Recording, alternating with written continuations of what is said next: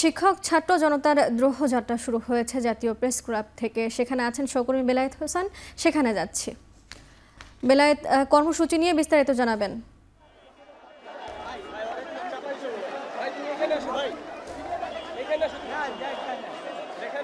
বন্যা জাতীয় press club প্রাঙ্গণ লোকারণ্য হয়ে গেছে। এবার এখানে শিক্ষক ছাত্র সহ বিভিন্ন শ্রেণীপেশার মানুষ এখানে জড়ো হয়েছেন। তারা শিক্ষার্থীদের হত্যার দাবিতে তারা স্লোগান গর্জন, তারা প্রতিবাদী হুঙ্কার দিচ্ছেন। ব্যানার পেস্টুনে এখানে চেয়ে গেছে। এখানে প্রতিবাদী নাটক হচ্ছে, প্রতিবাদী গান গাইছেন সমবেত কণ্ঠে। আপনি দেখতে পাচ্ছেন যে এখানে শিক্ষার্থীরাও রাস্তায় বসে পড়েছেন। বিশাল সমাবেশ হচ্ছে প্রত্যেকটি কোনায় কোনায়। আমি বলবো এই জাতীয় প্রেস ক্লাবের সামনে শিক্ষার্থী ছাত্র জনতা তারা জড়ো হয়েছেন এবং তারা মুহুর্মুহু স্লোগান দিচ্ছেন। তারা তাদের যে দাবি রয়েছে সেই দাবির পক্ষে। একই সঙ্গে তারা বলছেন যে এই দ্রোহযাত্রাটি এখানে সংক্ষিপ্ত যে সমাবেশ রয়েছে, এই সমাবেশ শেষ করে এই দ্রোহযাত্রাটি শহীদ মিনারের উদ্দেশ্যে রওনা হবে। এখন এই সমাবেশের মূল মঞ্চে একটি মঞ্চনাটক অনুষ্ঠিত হচ্ছে, একটি প্রতিবাদী মঞ্চনাটক অনুষ্ঠিত হচ্ছে। সেই মঞ্চনাটকের পর এখানে আরও সাংস্কৃতিক কর্মকাণ্ড রয়েছে। পাশাপাশি এখানে আমরা কিছুক্ষণ আগেও দেখেছি এখানে সমবেত কণ্ঠে গান গেয়েছেন এখানে যারা আন্দোলনকারী রয়েছেন তারা। একই সঙ্গে এই যে জায়গাটি রয়েছে জাতীয় প্রেস ক্লাবের সামনে, এখানে কিছুক্ষণ পরপরই মিছিল এসে এই মূল মঞ্চের সঙ্গে যুক্ত হচ্ছে এবং তারা এই আন্দোলনের সঙ্গে সংহতি প্রকাশ করছে।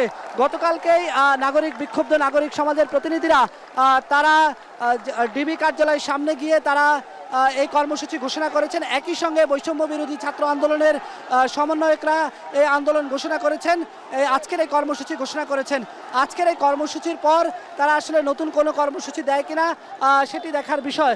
তবে এখন পর্যন্ত আমরা এই জাতীয় প্রেস ক্লাবের যে পরিস্থিতি দেখতে পাচ্ছি যে আসলে এখানে জাতীয় প্রেস ক্লাবের একেবারে পল্টন মোড়ের একটু আগে থেকে শুরু করে জাতীয় প্রেস ক্লাবের যেই হাইকোর্ট চত্বরের একটু আগ পর্যন্ত পুরোটাই কিন্তু এখানে জনসমাবেশে ভরে গেছে এবং সবাই কিন্তু এখানে মুহুর্মুহু স্লোগান দিচ্ছেন।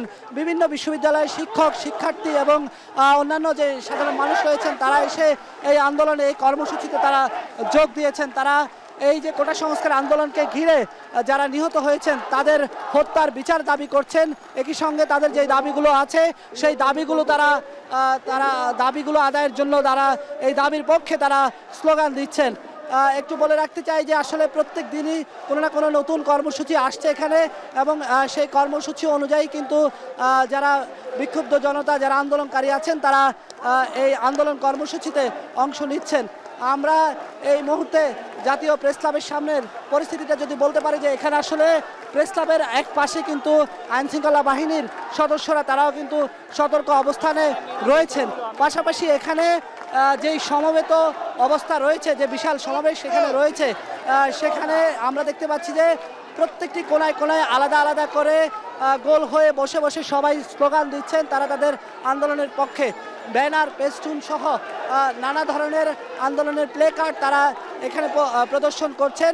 একই সঙ্গে যেটি বলছিলাম যে এখানে আসলে মঞ্চ নাটক হচ্ছে, সমবেত কণ্ঠে তারা গান গাইছেন, তারা তাদের দাবির পক্ষে তারা স্লোগান তুলছেন। সব মিলে এই প্রেস ক্লাব লোকারণ্য হয়ে গেছে এবং এই আন্দোলনকে ঘিরে এখানে বিভিন্ন শ্রেণী পেশার মানুষ এখানে এসে জড়ো হতে শুরু করেছেন।